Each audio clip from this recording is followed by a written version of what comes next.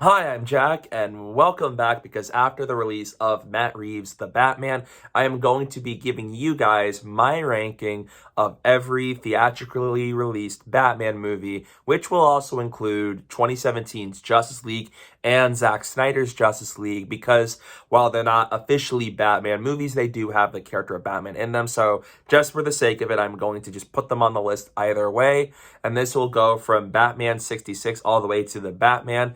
And I can't wait to give you guys my ranking of the movies. And before we get started, let me know down below in the comment section, what is your ranking of the Batman movies? I'd love to hear it, and please be respectful in the comments. I'd love to see where you place all these movies. And before we get started, don't forget to follow me on social media. My username is down below at the bottom of the screen and in the description below, so don't forget to do that while you're at it.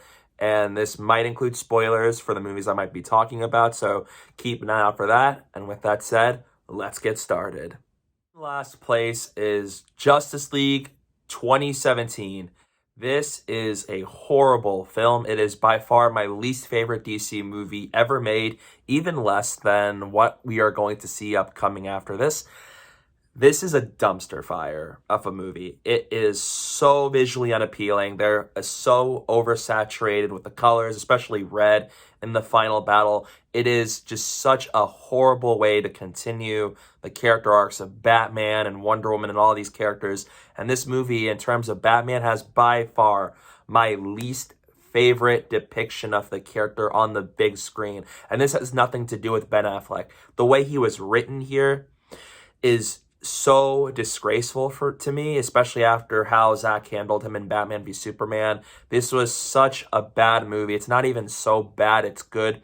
There's so many horrible jokes here, especially a lot of sexualization in terms of Lois Lane and Wonder Woman, and the ugly CGI with Steppenwolf and Henry Cavill's face. It is just a movie with hundreds of bad ideas and bad decisions behind the scenes of this movie.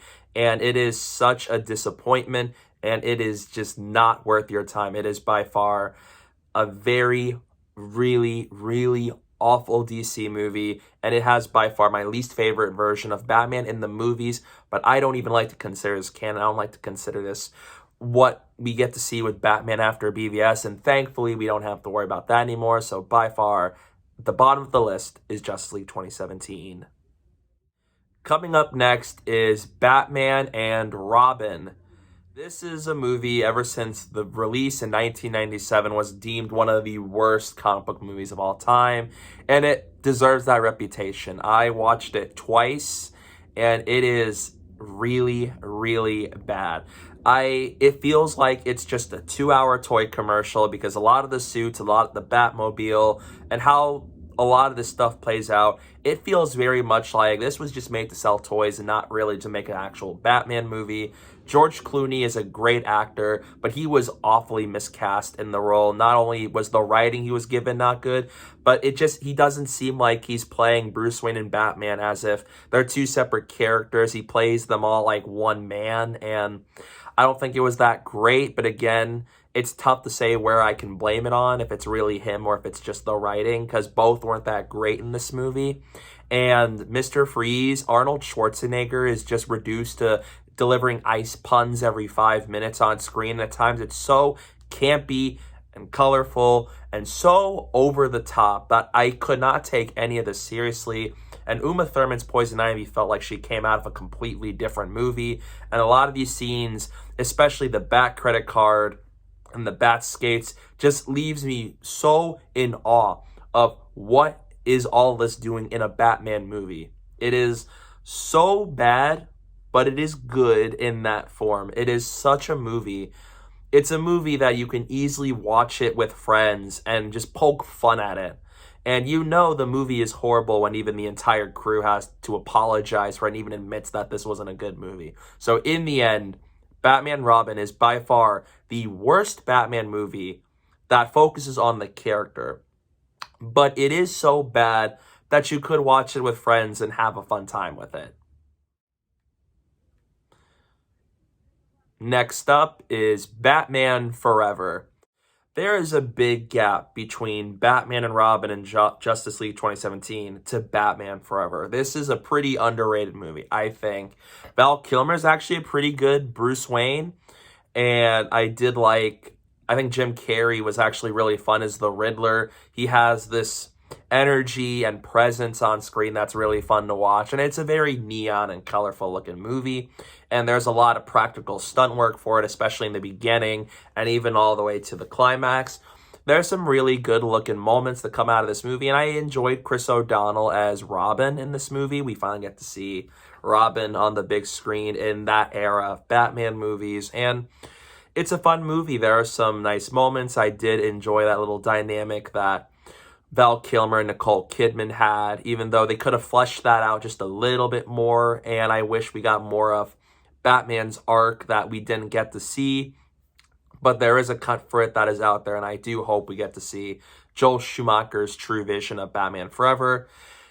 And then aside from that, while it is an underrated movie, there are some flaws. I think Two-Face feels too much like a Dr. Jekyll and Mr. Hyde, but he's the Mr. Hyde the whole time. And some of the villains kind of act like they're just Joker as Riddler and Two-Face. And at times, the pacing isn't all that great. Some ideas feel like they could have been expanded upon more. But overall, it's a decent enough movie that is fun for what it is.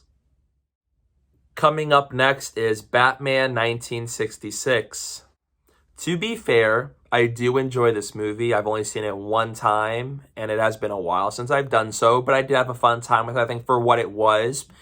It's a fun movie just to see Batman and Robin go on this mission to take down all of these supervillains. I think that's a really fun movie. There's some fun, iconic moments, like Batman trying to dispose of this bomb and Batman on the ladder with the shark coming at him.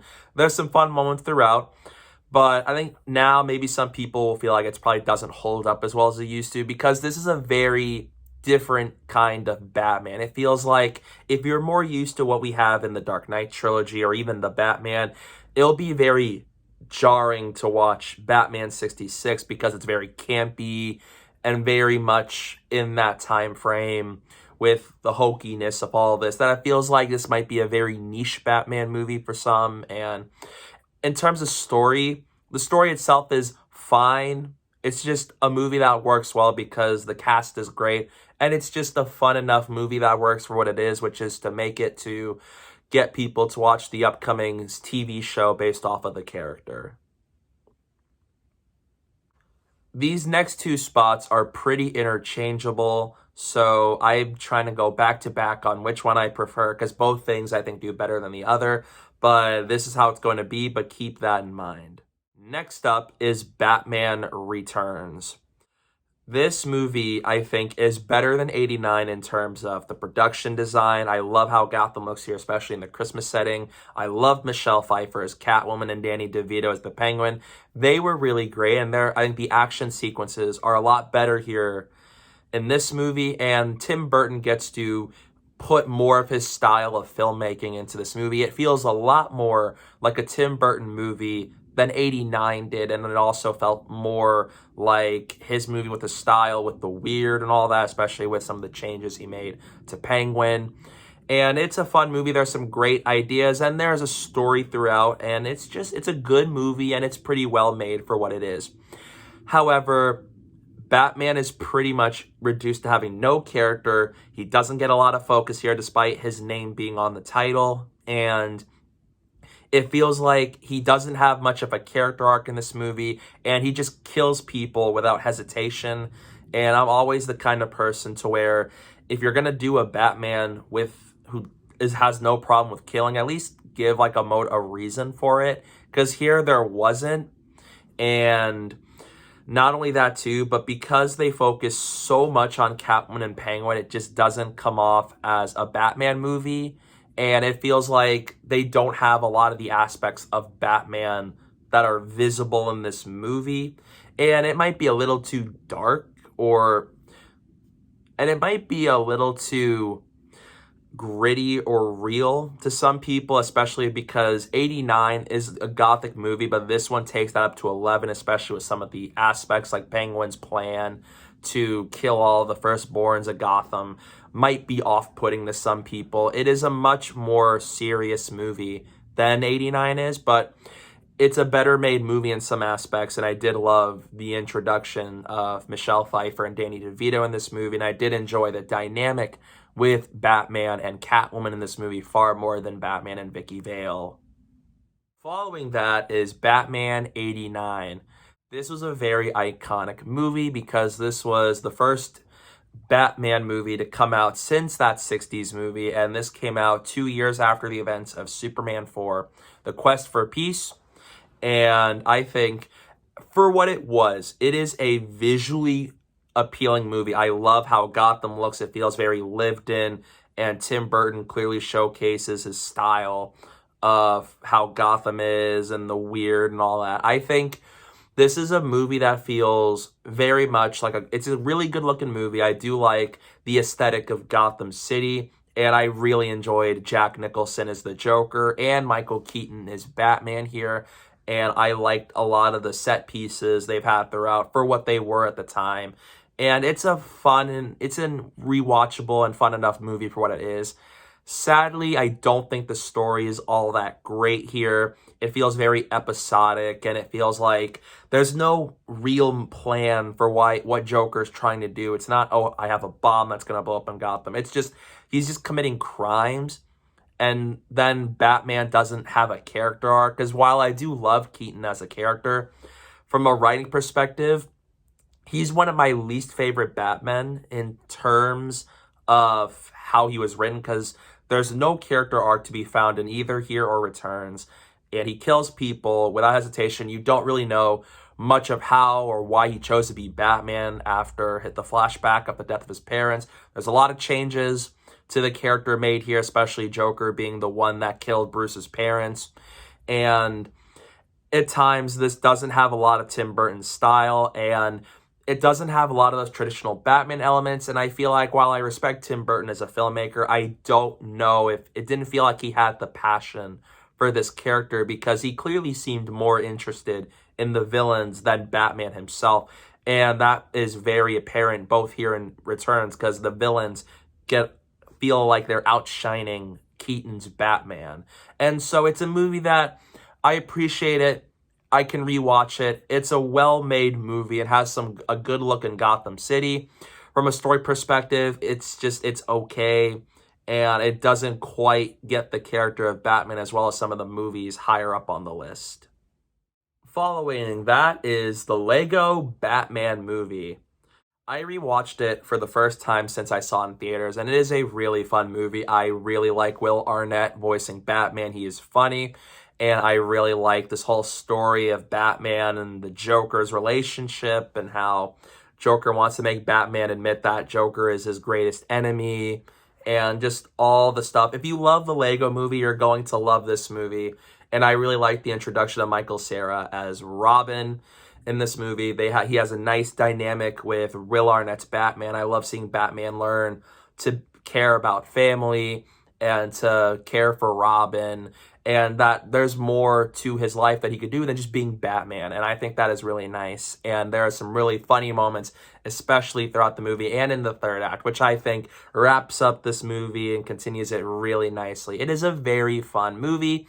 There is a lot of jokes throughout every few minutes. So sometimes it feels like we're laughing, and then we gotta laugh again, then we gotta laugh again. I feel like maybe some moments don't always have to have as many jokes as it did, but it is a very fun movie. These next two placements are going to be very controversial, not only as where I place them, but also as Batman movies. This is going to be controversial, so stay with me, y'all. Next up is Batman v Superman: Dawn of Justice.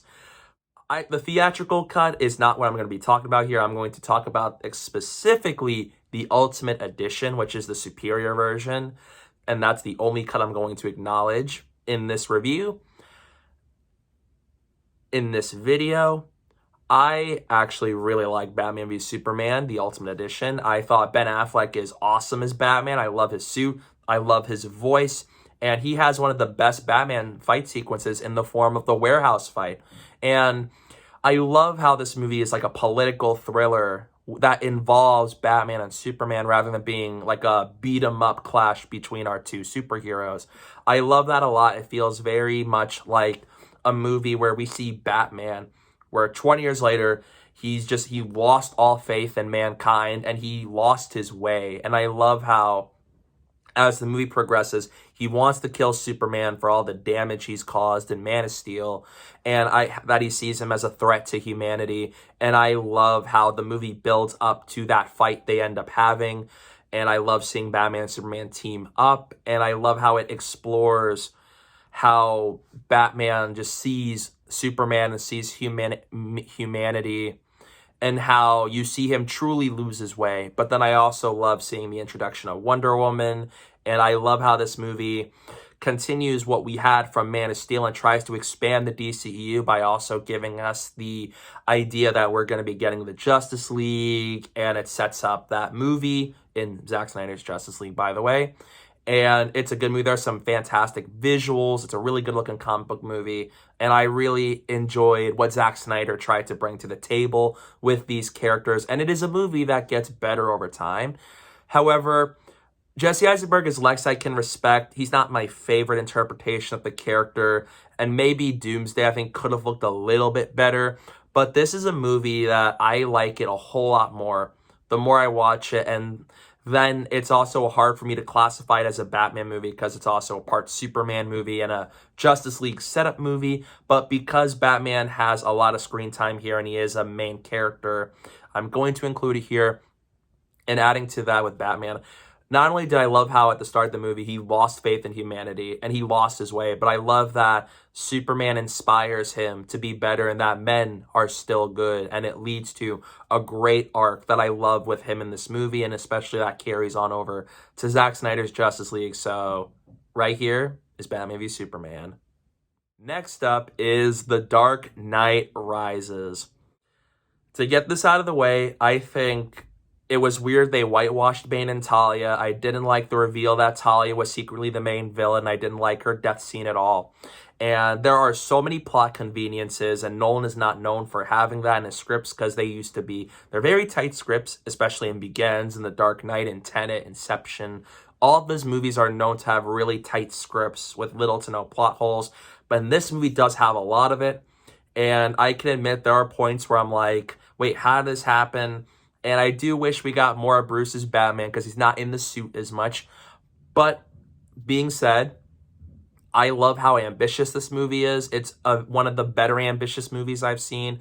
I love how practical a lot of this stuff is. And I love seeing Bruce try to come back into the world as Batman and try to come back and realize that Bane is terrorizing Gotham and he's going to destroy it. And I love how it ties into Batman Begins with Ra's al Ghul and the League of Shadows.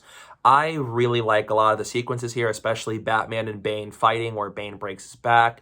I love the scene where Bruce climbs out of the pit. It's a very inspiring scene. And it is a very well-crafted movie from a technical standpoint. The cinematography, the score, the filmmaking, a lot of sequences are fantastically well done. And it even has a very satisfying ending. I love how they wrapped up the story. I loved how it wraps up the trilogy. And I love how it ends the character of Bruce Wayne's arc here. And I loved all the characters here for the most part. And like I said, I know they whitewashed Bane and Talia. That wasn't that great. And that I would have wanted more of Bruce's Batman. And there's a lot of plot holes and plot conveniences made throughout.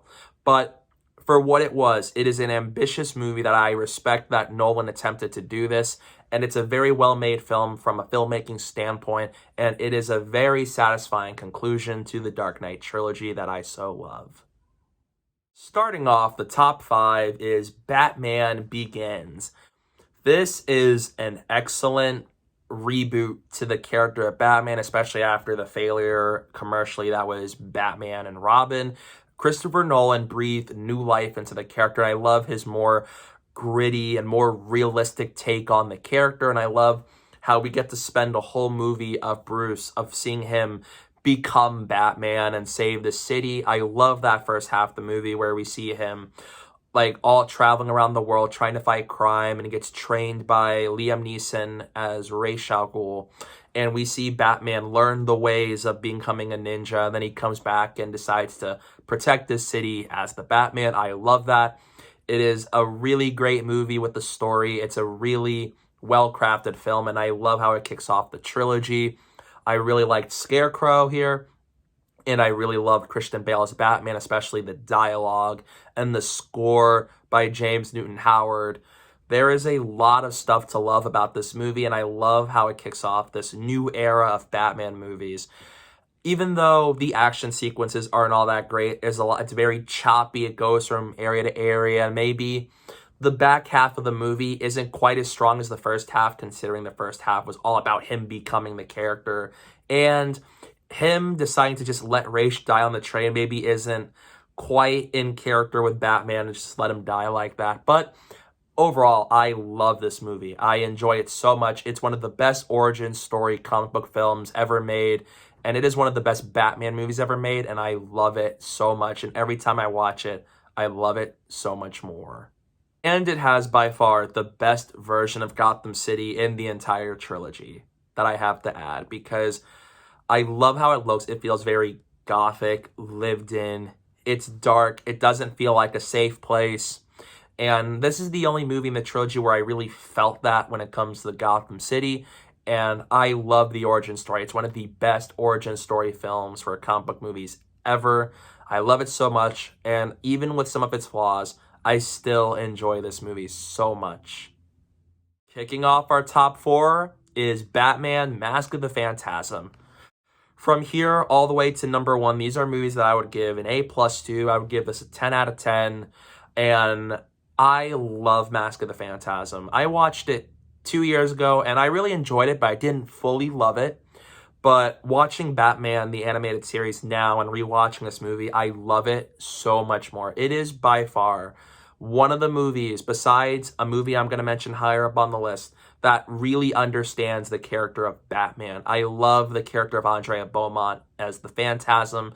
I love how the dynamic they had with one another. It's easily the best relationship with Batman and another character we've ever seen in a movie. And I love the animation style, obviously, by Bruce Timm and Paul Dini and the crew. The voice acting is outstanding with Kevin Conroy and Mark Hamill. And it's just such a well-made movie, and it's very well-written and well-paced, especially. And I love how this movie gives us that origin of Batman in the DC animated universe by those two, because we got to see Bruce in his early days before he becomes a crime fighter and before he becomes the Batman. And I love the story of Batman being framed for murdering all these criminals because of a conspiracy revolving around another character. And I love it so much. Phantasm is such a great character, and it understands Batman so well. And this has some of the best Batman moments ever put in a film. I love it so much. It's such a movie that is so well made, and it truly gets the purpose of the character that Bruce really wants to just be happy. He wants to be with Andrea Beaumont, but destiny has its curveballs. It tries to make it impossible for him to be happy, and so he wanted that. And how we see throughout the movie, Batman's lonely. He tries to do what he does best, and then when Andrea comes back, things start to change, things get crazy, and then that whole third act with Batman, Phantasm, and Joker is absolutely phenomenal. I love it so much, and I think it's crazy how we've never had Phantasm in any movie after this, or even in any animated show after this, because if we do get a live-action Phantasm, I think that would be awesome. In third place is Zack Snyder's Justice League. For years, I was wondering, will we ever see Snyder's true vision of the movie? And when they first announced it in 2020, we finally got it, and I was so happy. And when I saw this movie last year, I was blown away. I loved Zack Snyder's Justice League. It is truly an improvement over the 2017 movie on every level. It is a better made movie. Visually, it's gorgeous. The acting is great. Even better here. And I love how it tells this whole story. It gives every character an arc. It improved Cyborg. It improved The Flash. It improved Batman. And it really stays in line with what Man of Steel and Batman v Superman gave us. and Steppenwolf is an even better villain that you could actually understand and sympathize for, especially with his current state in the movie. And I love this whole theme, especially with family and unity and coming back to the light. And this movie really does that, especially with Batman. You see him start to continue realizing that we need to form this team. Superman inspired us, and he that we can do better and that we can be better. And I love that so much here. And I think Ben Affleck was amazing in this movie. And not only was he amazing, but so is Ray Fisher. I loved him so much in this movie. He was truly the heart and soul of Batman v Superman. And I loved a lot of his moments here with his arc with his father and him trying to come back into the world after all the things that's happened to him that led to him becoming Cyborg, and seeing him learn how to use his powers. And Superman's entrance in this movie in the third act gives me chills down my spine. And Flash reversing time is absolutely amazing. It is such a phenomenal sequence in this movie, one of the best in film. It is an increase in all the best ways from what we got in 2017, and I love it so much. And I would love to see Snyder get the chance to hopefully continue his vision of the Justice League characters. Now, these next two spots, they're very neck and neck with one another. I could go back and forth on which one I prefer because both of these movies do things better than the other. But for now, this is how I'm going to rank it. And before I go ahead and reveal what my number 2 is, just remember, I love them both equally. They would both get a 10 out of 10. They both would get an A+, and they're both two of the best Batman movies. So here we go. In second place is The Batman. Robert Pattinson sold to me that he is by far my favorite live-action Batman we've had. He easily nails the character of Batman. I really enjoyed his Bruce Wayne, especially in a year 2 of him being a crime fighter in Gotham City, trying to clean up the streets. And I love how in this movie he starts out as a symbol of fear, as a symbol of vengeance. And I love how by the end of the movie he becomes a symbol of hope for Gotham. I love it so much. And it's such a great way to progress the character here. And I loved Zoe Kravitz as Catwoman. She is by far one of my favorite iterations of the character alongside Michelle Pfeiffer. And I really liked, of course, all these other characters. Like, I love Jeffrey Wright as Jim Gordon and his dynamic with Bruce as Batman. And I loved Colin Farrell as the Penguin, and John Turturro as Falcone, and Paul Dano as Riddler is an amazing villain. In Gotham, this is by far the best look of Gotham in any live-action Batman movie. It feels like this is not a place I'd want to go to. It feels dark. It feels crime-ridden. It is not a place I would want to be in, and they sold it here, and there are some great action sequences. It's a really well-shot and a really good-looking comic book movie, and it has a great story. And in terms of live-action movies, I think this movie understood Batman the best out of all the live-action movies we've had thus far, and I've only seen it twice. I love it so much. I loved it even more the second time. I love how Matt Reeves decided to tell this story of Batman and make it more detective noir-like than any of the other movies we've had. And I love how he handled every single one of these characters and how these reveals and twists tie into the main story. And I love the third act and how it resolves and how it just finishes this story of the Batman. I love it so much. It is such a great movie, and it is by far one of the best Batman movies ever made. The only reason why it's not at number 1 is because while I do love it, I don't want to fall into recency bias, and I feel like I'd have to watch this movie a couple more times over the coming months, over the coming years, to really say if it takes that top spot. So while I do love this movie and the movie that's up at number 1, I want to just reserve my judgment and wait a couple more months and a couple more years to really say whether this is my favorite Batman movie. Because in some aspects, this is my favorite Batman movie. But in some aspects, the one above is still my favorite. In first place is The Dark Knight. Now, Christopher Nolan is my favorite film director. I love this movie so much. It is such a fantastically paced movie for 2 hours and 32 minutes. It is so exciting, exhilarating, it's thrilling. I love how Nolan made a movie with Batman and Joker and Gordon, all these Batman characters, and made a whole crime thriller out of it like Heat.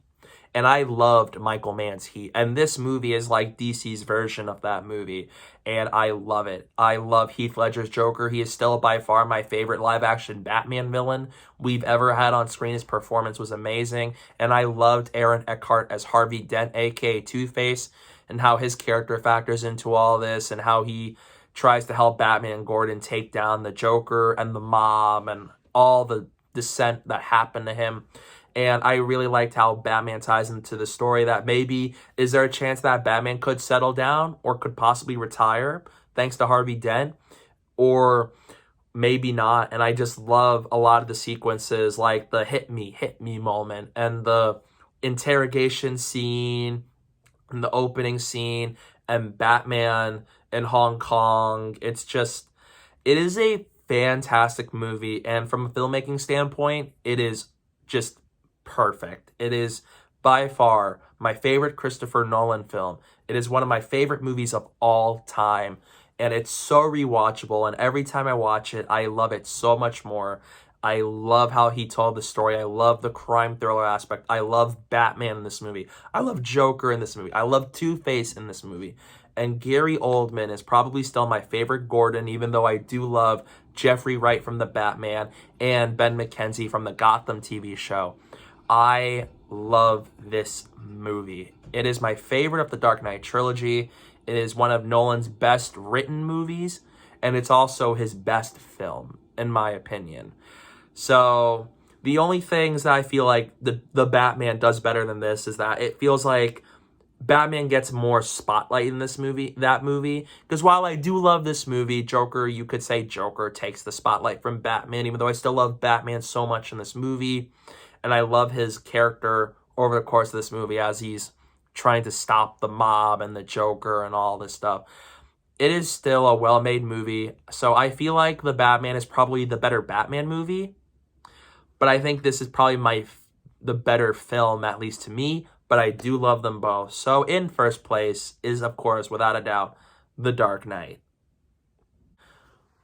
What is your ranking of all the Batman movies? Let me know down below in the comment section. I'd love to hear your thoughts on it. And thank you guys so much for watching. And don't forget to go see The Batman while you can. And thank you guys so much for watching. And don't forget to hit that like button and the subscribe button. And stay tuned for more. Ignore the Batman voice. But yeah, I hope you guys will stick around for more.